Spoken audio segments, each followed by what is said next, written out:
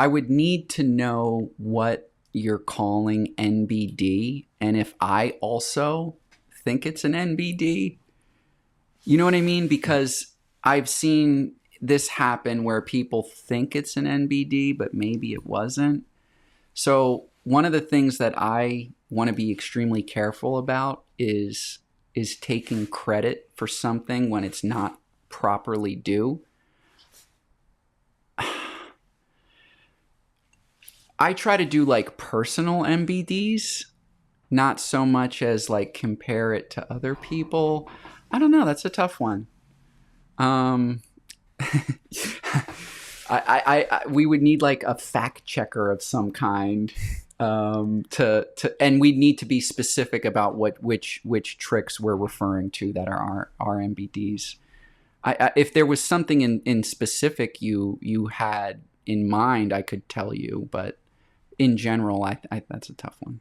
NBDs, the way you skate are tough too, because like, just for example, you doing a Christ backslide, landing Christ fakie out, like that's probably an NBD, even though it's not a huge hammer, for example. Ooh, you know what? Here's something good to cite.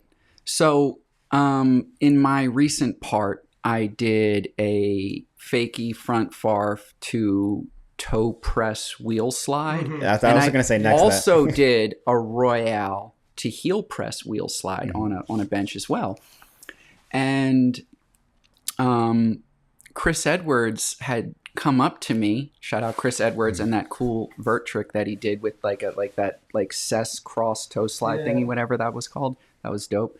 So he came up to me and was like, "Wow, like I've done those on vert before, but I've never seen anyone do them on a street spot." And he referred to one of the tricks as a Melvin. I forget what the other one was called. There's a camel toe and a Melvin. I think that was it. Camel toe's the toes, Melvin's the heels. That was it. So like, are those NBDs? Because I would probably give Edwards the credit for those tricks, and I'm just a street skater that applied that borrowed information and demonstrated it on a street obstacle.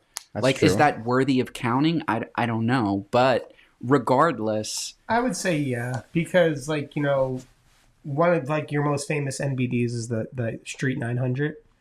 900s had happened before that.